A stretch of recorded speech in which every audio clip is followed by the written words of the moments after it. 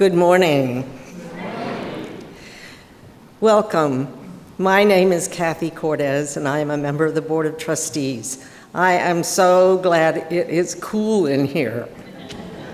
I hope you are enjoying the respite from the heat outside and the comfort of being together in this peaceful place. And if you're joining us online, we welcome you as part of our virtual congregation.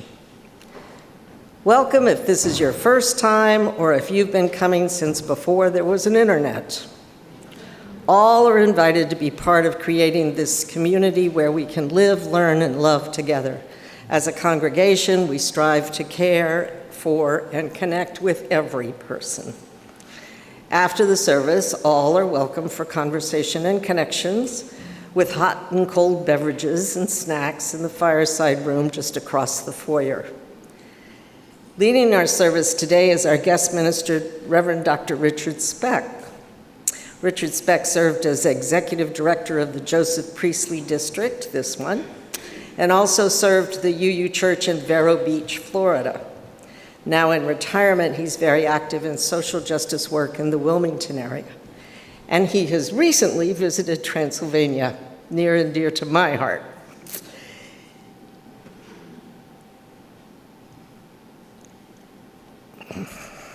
Oh, and also this morning, Dawn Star Sarahs-Borchelt is back again with A Time for All Ages. We're so glad she's back here. Pat Jordan is unable to join us this morning as planned, so David Brown, who's just returned last night, is filling in and working with Jodie Brown to do today's music. I want to recognize the many people who support all of us with their service today. The AV team, the greeters, the ushers, the coffee makers.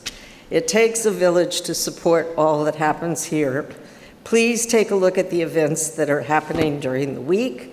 They're on the back of the order of service, and there are even more happenings listed on the calendar page of our website, www.mluc.org.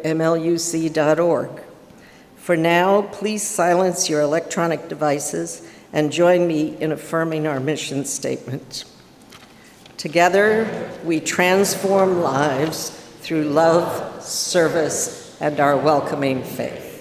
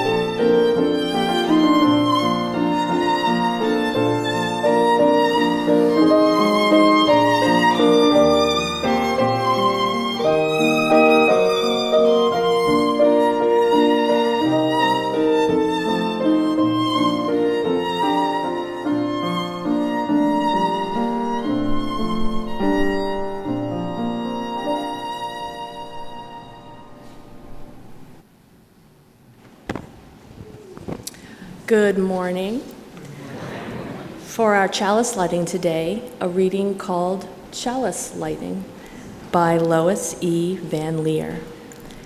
We light this chalice not because we must, but because we may. We light this chalice not because we have the truth, but because we each come bearing and seeking many truths.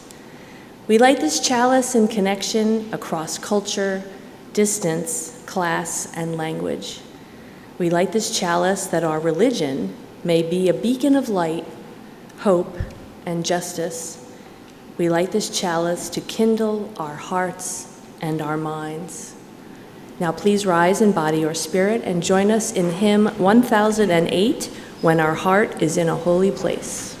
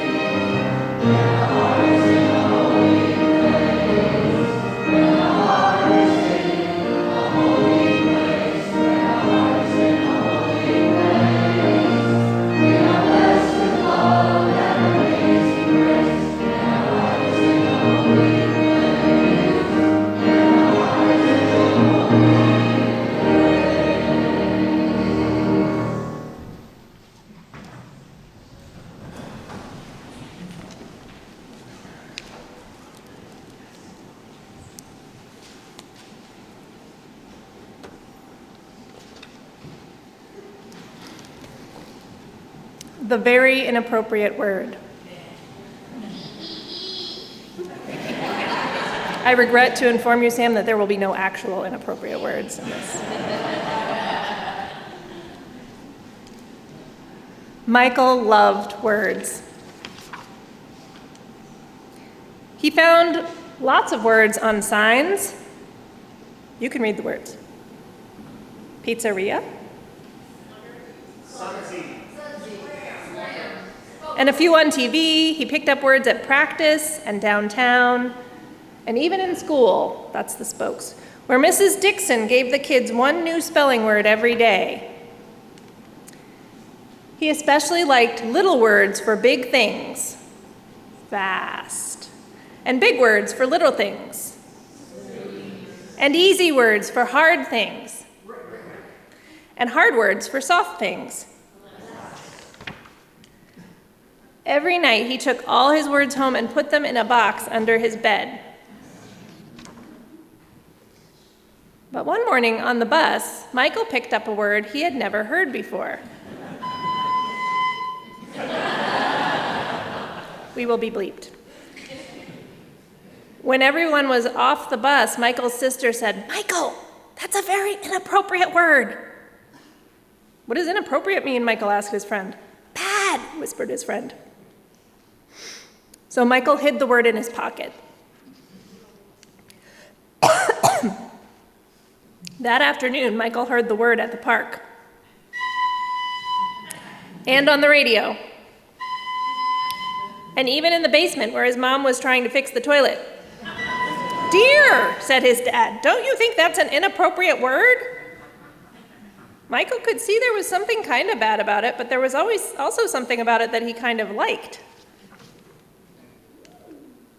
The next day at recess, he showed the word to his friends. "It's bad," he whispered. Scott tried the word out loud. Sharon tried it louder. Then Michael yelled it at the top of his lungs. Michael, said the recess supervisor, that is a very inappropriate word. By lunchtime, a few other people were saying the word. Then in class, it seemed like everybody was saying it. Class, said Mrs. Dixon, where did that word come from? Michael. I see, said Mrs. Dixon. Michael, please see me after school. Finally, the bell rang.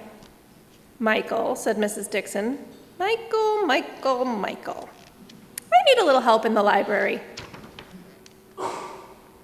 I'm running out of spelling words, said Mrs. Dixon. Could you dig up a few new ones? I'll try, said Michael. Michael found words underwater, words in the sky, words underground, words that spy, words that fight, words that sing, vibrato, words for doing crazy things. Sick words, trick words, loud words, slick words, words for nasty, words for fast, old words that new words surpassed.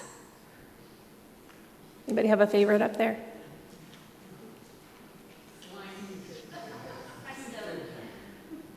I kind of like dynamite myself. Words that crackle in your head. Words that won't get out of bed. Words that are solid. Words that are square. Words that you have to handle with care. Words stuck together, which is quite a picture if you think about it. Words that cut in half. Words to make a baby laugh. Words that stink. Words that soar. Words you can't get out the door. I have a door like that. Michael dug up new words for 2 hours and 45 minutes. Then Mrs. Dixon said, "Thank you, Michael, that's enough for today." "Okay, Mrs. D," said Michael, "but is it all right if I take a couple of these words home with me?" "Sure," said Mrs. D.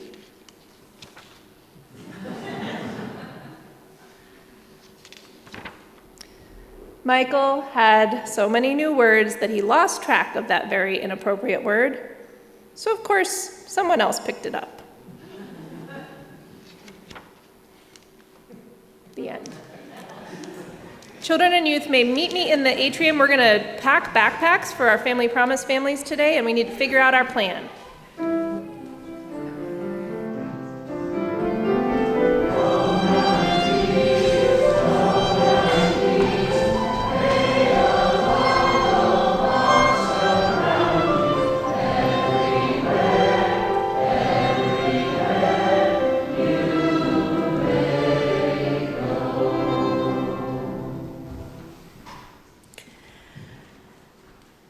In July and August, the recipient of MLUC's offering outreach is our longtime and beloved partner, Family Promise of MontCo, PA and the Main Line, a registered 501c3 nonprofit organization whose primary mission is to partner with the community to address homelessness and hunger one family at a time.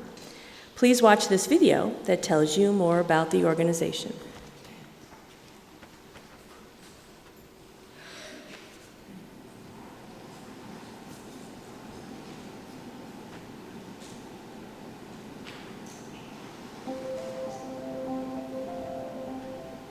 Two strong organizations, one shared mission.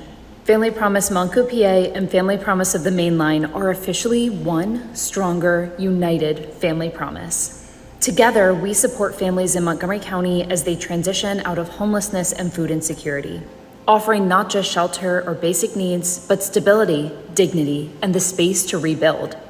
This partnership is a promise renewed, a promise growing stronger. Because when we come together, we create more than safe places to sleep. We create opportunities for new beginnings, for healing, for hope. Our strength lies in partnership, in community, in the belief that every family deserves a future filled with possibility. The challenges ahead are real, but so is our team, so are our families, and so are you. We invite you to be a part of this promise. Learn more on our website, connect with us on social media, and join us as we partner with the community to address homelessness and hunger, one family at a time. Family Promises work aligns with UU principles, number 1, the inherent worth and dignity of every person, and number 2, justice, equity, and compassion in human relationships, and our UU values of love, justice, equity, and interdependence.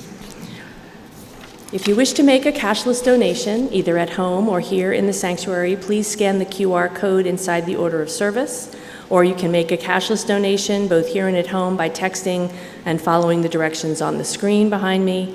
The offering will now be gratefully received. Will the ushers please come forward?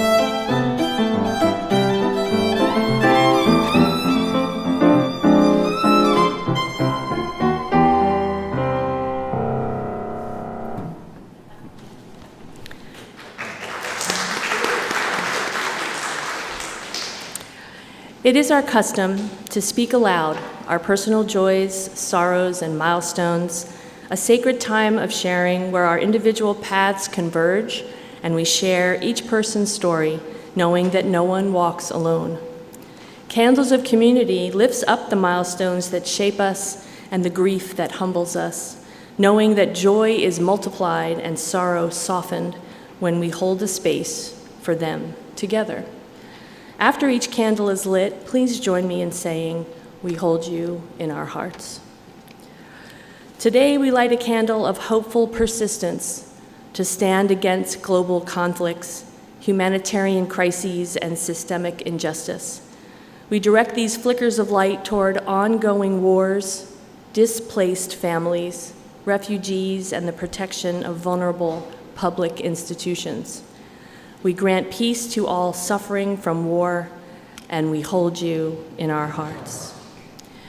We light a candle of concern and love for Eileen Moran, who had a fall and has broken her right shoulder. No surgery is indicated, which is great, just a sling and dealing with amazing pain. She requests no calls or visits, please, but notes and cards would be welcome. She has local daughters, her husband Jeff, and their residential community for support, so there is no need for additional help at this time. For Eileen and for her family, we hold you in our hearts. And Amy Kokas lights a candle of gratitude for our Family Promise volunteers. We especially want to thank Bob Batt and Maureen McCarthy for their extraordinary leadership during our recent hosting. Together with an incredible team of more than 40 volunteers, they welcomed and cared for 3 families experiencing homelessness for a record-breaking 2.5 weeks here at the church. Our volunteers prepared and served dinners each evening, created a special holiday feast, did laundry, celebrated a birthday, made several Costco runs, and warmly welcomed and supported many first-time volunteers. Every meet, every air mattress, every conversation, and every act of kindness helped to create a place where our guest families could experience dignity, hospitality, and hope. With deep gratitude for every volunteer whose generosity of time and spirit and treasure made this possible, we hold you in our hearts. And whether spoken aloud or carried in the quiet of your heart, your truths are welcome here. For all joys and sorrows too deep for words, we light one more candle and hold you in our hearts.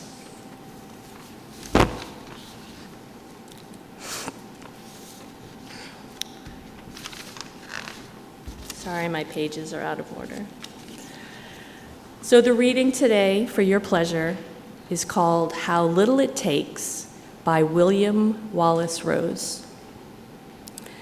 How little it takes to make us sad. A word of derision, maybe, or contempt is enough. A sharp word of criticism, or a face turned away, or a shrug of the shoulders, an unthinking word, or a deed of omission. Yes, how little it takes to pass a cloud over a sky otherwise bright, or to chill the wind that has blown warmly and friendly. And how little it takes to make us happy. A cheery hello from a passing friend, only a sign of understanding from a neighbor or a coworker.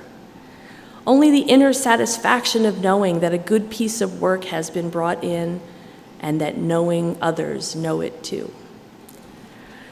How it takes very little to make our world a pretty good world after all, and everybody in it the salt of the earth to us.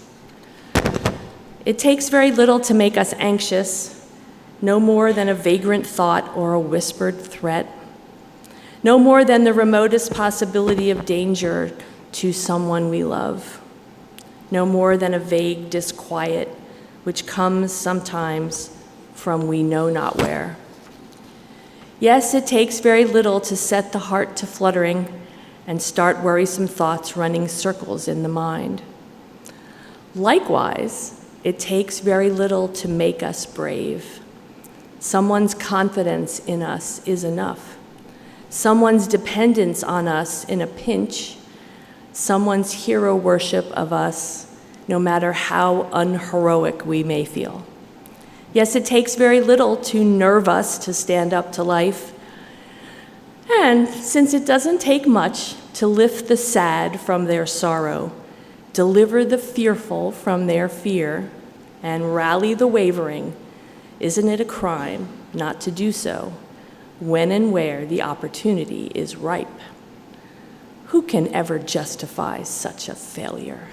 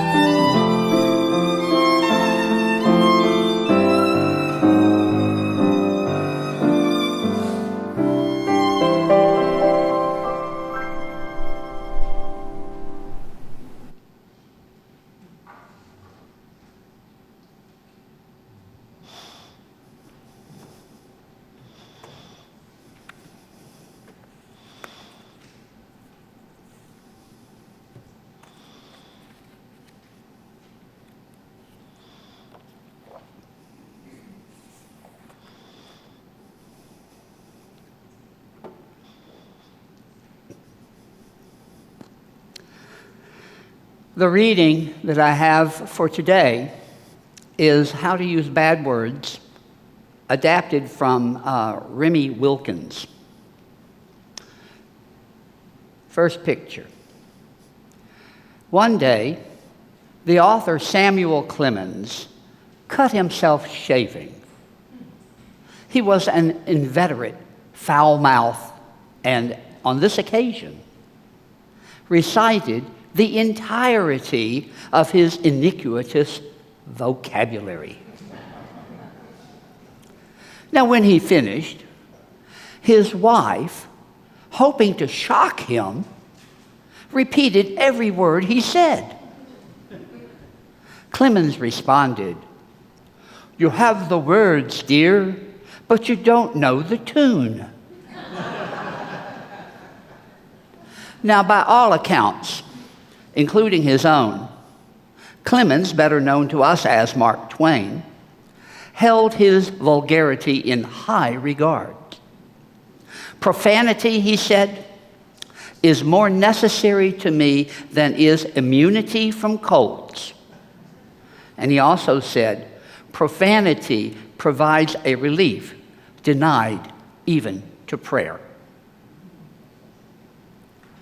Now, he recognized that society did not share his affectation,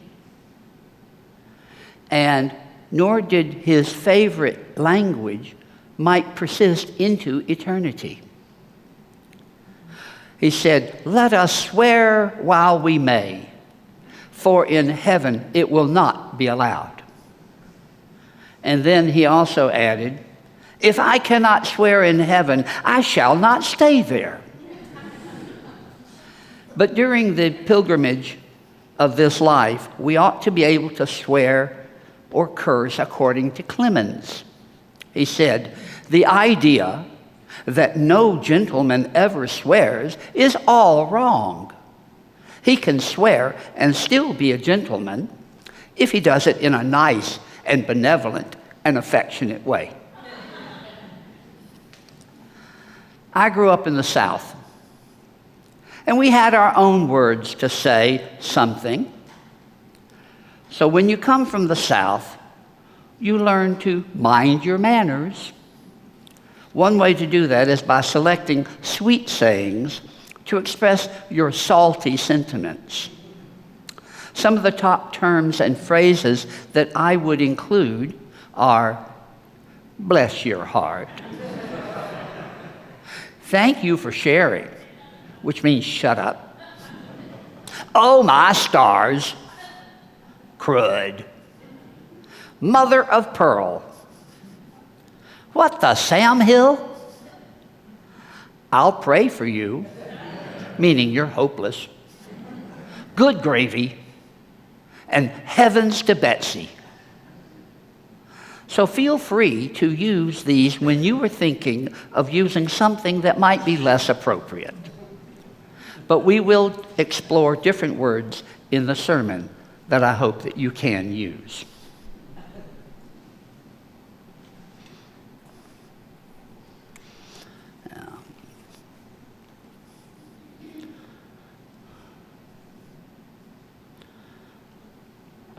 So I want to start by thanking you for the invitation to preach here again.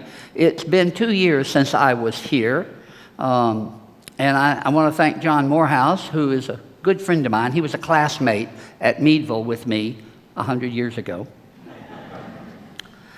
And so I hope that last week you had torrential rainstorms here, and I hope that that didn't cause any damage to any of you. I was coming back from Milwaukee, where David was, and on Sunday, and I encountered some of that mess.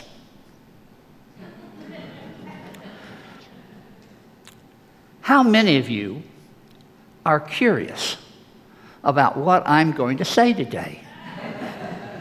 I figured as much. Did a few choice words cross your mind? Are you afraid that I'll use some of them? Well, I'll tell you. This sermon is PG rated by the Sermonic Review Board. as suitable for all audiences. Now, I just made up that organization. I don't know what a board would do and say about some of my other sermons. I grew up in a rather dysfunctional family in Memphis, Tennessee. As a young child, I witnessed both of my parents drinking and smoking heavily in the house. I was the youngest of 3 boys, living in a 3-bedroom house with my parents and my grandfather and 1 bathroom. While he was alive, my grandfather shielded me from some of the verbal confrontations between my father and my mother after they had been drinking too much. But still, I was assaulted with language not fit for the ears of a young boy. There were times I ran out of the house into the neighborhood to escape what was happening inside the home. Now, fortunately for me, my parents moderated their drinking during my teenage years, and life was much quieter for me and for them. Now, if you've lived any amount of time, you would be familiar with all of the words that are only 4 letters that we have used to throw at each other in insulting ways. Some describe physical acts between 2 people. Others identify specific body parts. And still others name objects from human functions. Now, I bet you now are all trying to name all those words in your mind as I speak. So all I have to do is name the first letter, and you may know what that word is. S, F, C, D, H, and P are now common in everyday speech. And there's probably other letters I could have used, but you get the gist. Now, if you don't recognize that letter, good for you. You haven't been exposed to it. But I overheard a young man on his cell phone in a grocery store using some of those words in a casual conversation. Didn't care who was around him. And we now say damn and hell without thinking, and we forget that once they were forbidden words in civil society. When I was a student in Chicago, almost 40 years ago, I was doing my internship at Third Unitarian Church in Western Chicago. Reverend Don Wheat was my internship supervisor, with the express purpose of helping me to understand the day-to-day work of a parish minister. This included writing sermons and preaching to the congregation. Well, on one particular Sunday, I was sitting in the pews while Don was preaching. Now, he was a down-to-earth kind of guy with few pretensions. All of a sudden, he used a 4-letter word in a sermon to describe a certain situation happening in society. Probably something political, knowing Don. I was shocked that he or anyone else would use such a word in a sermon. I recall that the congregation didn't react at all, but took it in stride as the service went on. Now, afterwards, I asked him, well, why did you use that particular word? Well, he responded that the word succinctly encapsulated what he was trying to convey in the sermon. I never forgot that lesson. I've only used 4-letter words in a sermon very, very rarely.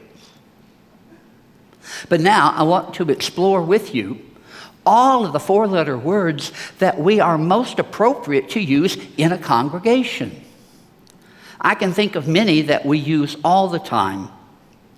These words need to be in our vocabulary as we live into our faith as Unitarian Universalists. Now, the big one I'll start with is love. Our General Assembly changed the bylaws recently to emphasize love, and the new language reads as such. Section C-2.2, Values and Covenant. As Unitarian Universalists, we covenant, congregation to congregation, and through our association, to support and assist one another in our ministries.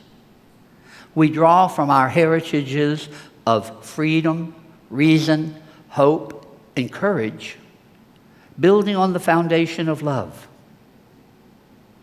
Love is the power that holds us together and is at the center of our shared values.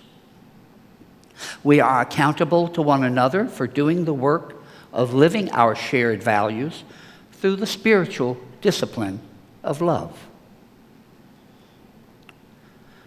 Now, love has been at the center of universalism since its founding in America by the Reverend John Murray in 1770 over at Barnegat Bay in New Jersey. Anyone ever been to Murray Grove? A few of you? Yeah. So you know where it is. It's on the Atlantic Ocean almost. Well, Universalists believe that God loved humanity so much so that God would never condemn people to an eternity of punishment in hell. Orthodox Christians of the earliest 19th century in the South shunned the Universalists as heretics and taunted them by calling them the no-hell people.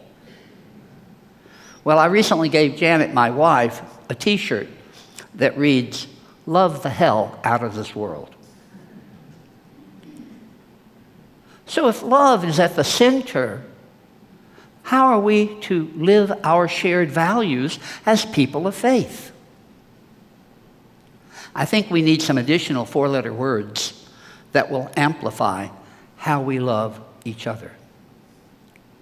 You might think of others in addition to this list. It's not comprehensive. We don't have all day. But first up is care. If we are to center love, then we are to care for one another and our earth. Now, I'm using the sense of one another in that broader context.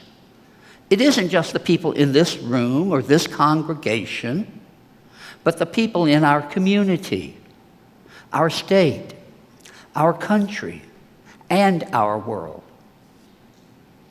Several years ago, Janet and I had solar panels put on our roof. I think y'all have solar panels here, don't you? No? Someone's saying yes and some people are saying no. So yeah, so they might be. You'll have to go out and look.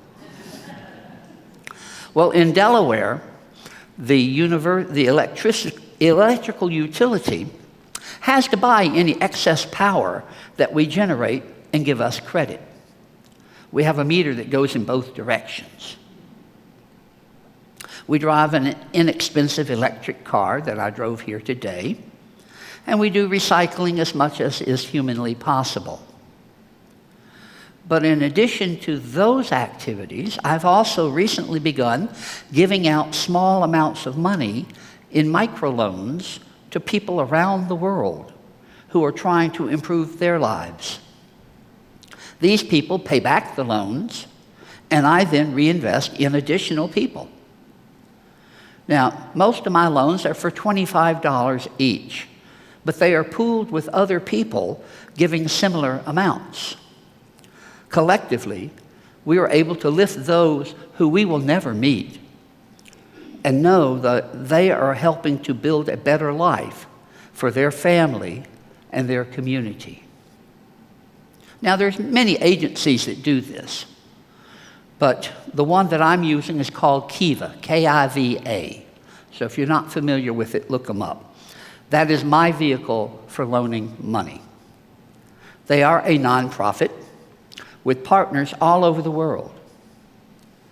And so over time, I've added to that total, and I now am loaning close to $1,000 to 36 individuals in 13 countries who are paying me back so I can in turn loan it back out again. So think of what the impact would be if each of you loaned out just $25 to another person.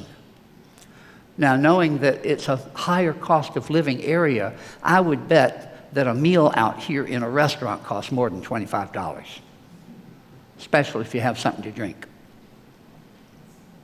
Closer to home, we support the local food bank with regular monthly donations. Now, this leads to another word that I think we should be using in church. Our extending love into the world gives us and others hope for a better world, for a better tomorrow. 1 Corinthians 13, verses 4 through 8 reminds us, love is patient and kind. Love does not envy or boast. It is not arrogant or rude. It does not insist on its own way. It is not irritable or resentful. It does not rejoice at wrongdoing, but rejoices with the truth. Love bears all things, believes all things, hopes all things, endures all things. Love never ends.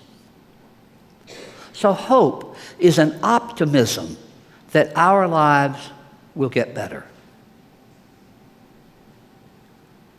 Now, another word that I think we ought to have in our vocabulary is the word give. When we look to support our churches, we are asked to give of our time, our talent, and our treasure. And y'all did that just recently. Now, this congregation would fall apart if everyone who does something to support it quit one day. Think about all the people who put this service together. You've got your AV team, you've got your worship associate, you've got your board of trustees, you've got your musicians, you've got the ushers, and you've got the people who are making sure we'll have something to drink and eat after the service. Not to mention there was probably someone cleaning this place earlier. So while some churches can afford to have more staff and pay them, even those need the volunteer pool to keep things functioning. Back at First Unitarian in Wilmington, I'm trained to be part of the AV team, and I do my stint back behind the desk back there. We have it up in our balcony, and running the equipment and interfacing with the people who shape the service and making sure that those online, hello online, have a good worship experience that goes smoothly. And I don't think I need to dwell on the treasure part of the word give, do I? This congregation needs to pay its bills for maintaining the building, paying its staff, contributing to the larger Unitarian Universalist Association, and supporting the other charitable activities in the community, like you did during the offertory today. We're long past the days when a barter system would suffice. I don't know any of you have offered a chicken to Reverend John Morehouse as part of your payment. What about the word hear? That is, to listen, not to be someplace. Not here, but here. I think that we humans sometimes, we need to listen to others more. Going back to love being at the center, do we open our hearts to hear others who might want a sympathetic ear? I continue to be amazed when I meet others that they will go on and on about themselves and never stop to ask me a question about me. Just recently, I engaged in a conversation with another member of my congregation, who shall remain nameless. He had said he had just had a major repair on his car. Well, we talked about that and where he lived and the motorcycles he had ridden over the years. But not once did he ask me something about my life. He didn't hear me as I stood there for some time. I finally had to break away. If we are to truly hear one another, we need to develop a curiosity about each other. What does the other person care about? What have they experienced in their lives? What can I learn from them that will make my life better? The deeper we know one another, the more empathy we have with each other, and we can be there for them, both in the happy times as well as the sad ones that each of us have. And that leads me to another four-letter word that we need in church. We need to hold each other. Now, this is more than the physical touching or hugging. It is being with each other in the deepest sense of that word. When I was serving a congregation in Florida, a lesbian couple started attending services. Now, this is back in the mid-90s. They came to me to ask if they could have a union ceremony. This was back before gay marriage was legalized, and many Unitarian Universalist congregations would celebrate the commitment of two men or two women with a union ceremony. I don't know if y'all have ever witnessed one of those here. While it carried no legal weight at the time, it did recognize the commitment of two individuals who loved one another and wanted a religious ceremony. Well, I agreed, and we set the date. They had also recently conceived a baby who had been born and wanted to have a naming ceremony as part of the other union service. Well, the congregation hadn't always been welcoming to LGBTQ plus people. They didn't want to be known as the gay church in town. But with patient work, the congregation had come around, and we were ready. Back then, we had the Women's Alliance, which took care of food and drink. Did y'all ever have a Women's Alliance here? Maybe. Might be too far back in the history. Well, when I announced that we were going to have our first union ceremony and baby naming, the Women's Alliance enthusiastically volunteered to host the reception. They held this couple and their baby in care and surrounded them with love. Now, there are many more four-letter words that I could name. I haven't mentioned pray, which is used for our aspirations of ourselves and each other.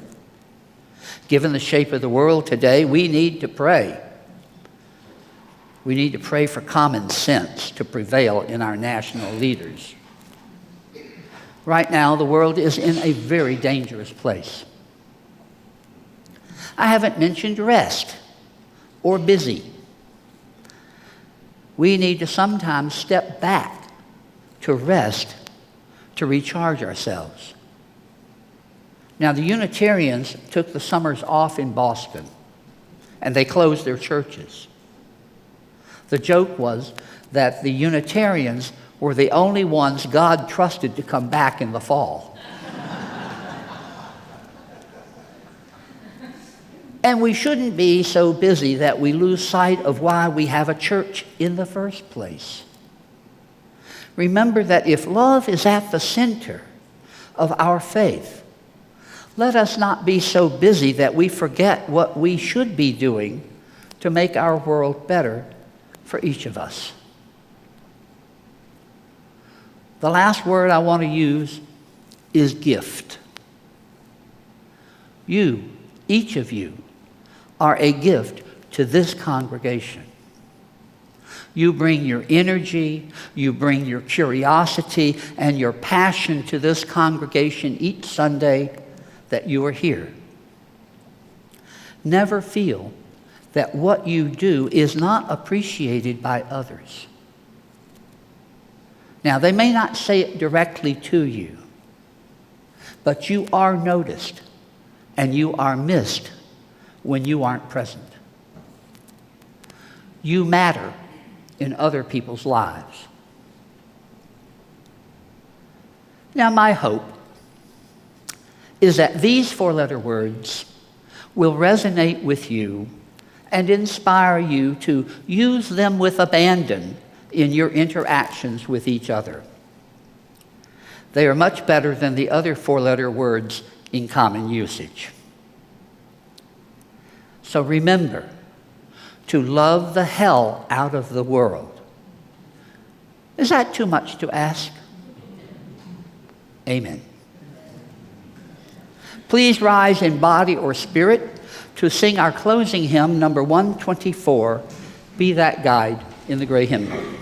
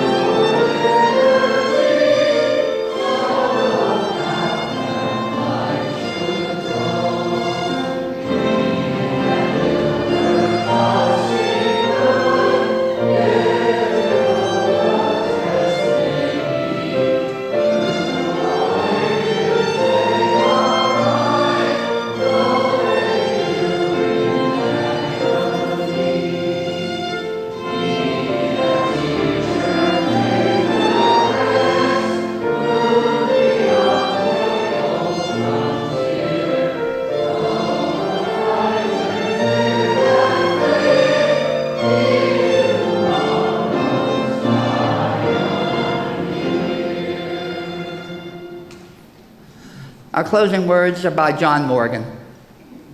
In the end, it won't matter how much we have, but how generously we have given. It won't matter how much we know, but rather how well we live.